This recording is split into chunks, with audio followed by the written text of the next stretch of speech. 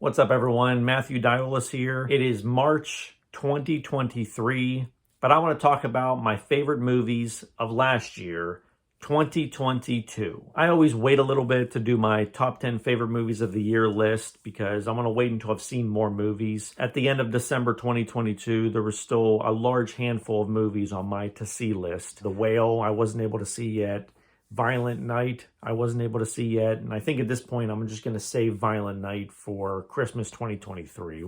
Why watch that movie in March? I'd rather just wait and watch it November, December. So with all that being said, I think I'm pretty confident that these 10 movies are the 10 movies that I enjoyed most last year, 2022. Let's go. Some movies are a spectacle for the eyes. Some movies are a spectacle for your ears.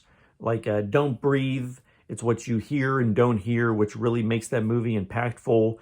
This movie was a spectacle for my gut. This movie is my number 10 favorite movie of 2022, not because it's the greatest script ever, not because it was an outstanding story. This entire movie you just feel in your gut. Something about heights, you just kind of feel it in like your lower gut. It's just, Fall is my number 10 movie of 2022. When these two girls are at the way tippy top of that tower, and it was kind of hard to watch. It was great tension, and I can only imagine seeing this movie in a movie theater. Number 9, The Banshees of Inisherin. Such a weird, dark, interesting, well-acted tale between two former friends. Speaking of weird, number 8, Triangle of Sadness. This movie is batshit crazy. I haven't laughed this hard while watching a movie in a while. By the end of it, it makes you think that you're crazy. Definitely looking forward to seeing what this director does next and going backwards and kind of seeing what else this guy did, because I really like this one. Avatar, The Way of Water. My biggest complaint about James Cameron is I just wish he would make more movies. This movie was really enjoyable. It looked fantastic. Maybe the best thing you're ever going to see special effects wise. It's gorgeous. The story's a lot of fun. The villain's great. The action sequences. I always say this, no one does action like James Cameron. Just the slow-mo, little details. James Cameron's action, you can follow what's going on. It's well done. It's well choreographed. Little moments like the villain, the boat's sinking into the bottom of the ocean and the villain is choking Jake Sully. And then when the boat hits the ocean floor, that moment kind of like gets Jake Sully free. I kind of wish that the third one was going to be the end of the Avatar saga and wrap it up in a nice trilogy. Free up James Cameron to kind of do other movies, but he might not want to. He gets a lot of hate. I mean, has anyone seen his movies? Well, why does this guy get hate? I mean, who can not like The Terminator or The Terminator 2 or The Abyss or Aliens? Titanic is even a great movie. Come on. My number 6 favorite movie of 2022 is The Munsters. I don't give a shit.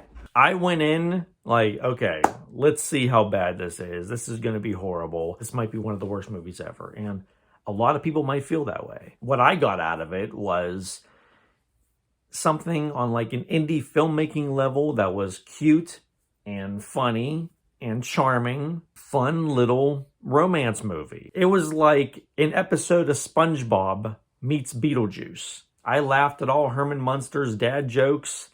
I liked the characters. I liked the cast.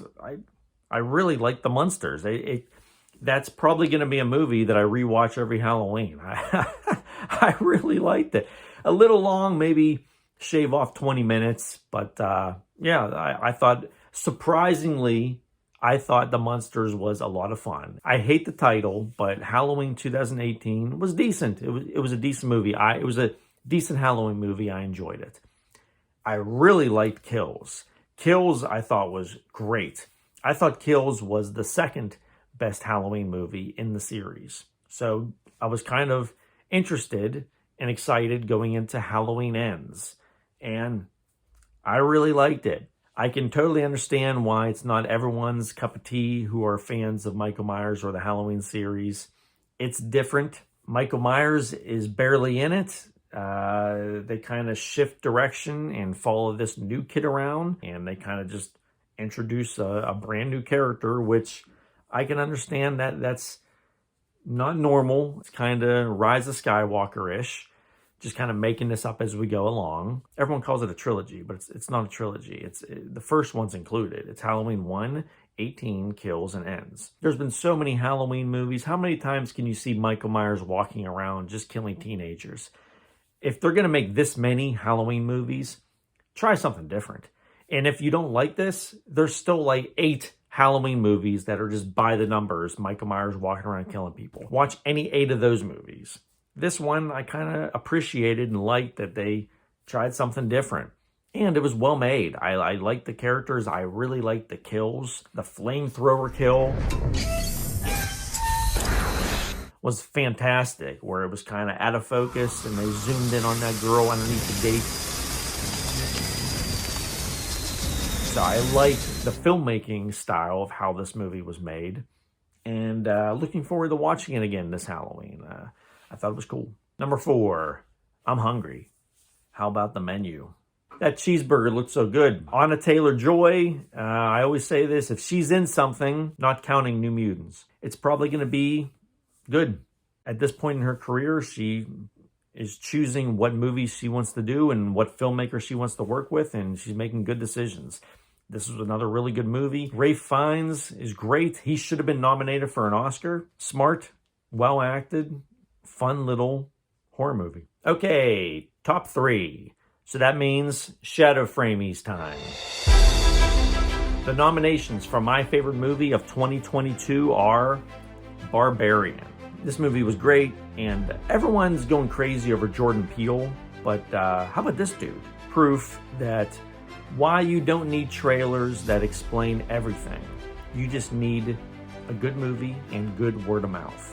Definitely works better going in not knowing anything, kind of just going down the rabbit hole along with these characters, and when shit gets crazy, you're kind of like not expecting it the same way that the main characters aren't expecting it. It was almost like a mystery of like what's in this house, what's in this basement, what's in this wall, what's down the hallway, what's down this flight of stairs, and what was down there was pretty creepy. Top Gun Maverick. I didn't grow up with Top Gun. I just saw it pretty recently, actually. I mean, I know it. I saw Hot Shots. It's just a movie that's a part of pop culture. But it's one of those movies that for one reason or another, I just didn't grow up watching. So I wasn't super invested in the characters or anything going into this movie, Top Gun Maverick. But boy, oh boy, what a fun, great throwback to just a good popcorn flick action movie. Tom Cruise is great. I know he has a lot of haters out there, but I'm a big fan of Tom Cruise, and I think he's great, and he's great in this movie. And they did such a good job making the movie feel like the original, and I think it's better. I think Top Gun Maverick is better than the original Top Gun. Maya Goth, she's a rock star. Pearl. I saw X. I liked X. I didn't love it. I liked Pearl a lot more. This is the backstory of the older lady in X. And I just really like the way this movie's made. I like how it felt like an old Technicolor Wizard of Oz type era movie. And she fucks the Scarecrow too, so that happened in the Wizard of Oz, right?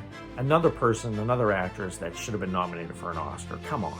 Let's start giving these horror movies some respect. I mean, like, she definitely should have been nominated for an Oscar. Okay, the nominations again. Top Gun Maverick, Pearl, Barbarian. And the winner for my favorite movie of 2022 is Barbarian. This was a close one. I almost gave it to Pearl, but I think I like Barbarian a little bit better. Yeah, out of all the movies I saw in 2022, I think Barbarian was the one that I enjoyed the most. It was my favorite theater experience, that's for sure. But the best thing that I saw all year in 2022 was the ending and the final season of Better Call Saul. That show, like Breaking Bad, is a 10 out of 10. That has the best writing, the best acting. Every episode was great. There were so many episodes that just ended with just I have to watch the next episode now. The Howard moment. Oh my God, if you know, then you know. Barbarian is my favorite movie of 2022, but the best thing that I watched in 2022 is Jimmy McGill himself, Better Call Saul. Okay, thanks for watching. What did you think of these 10 movies?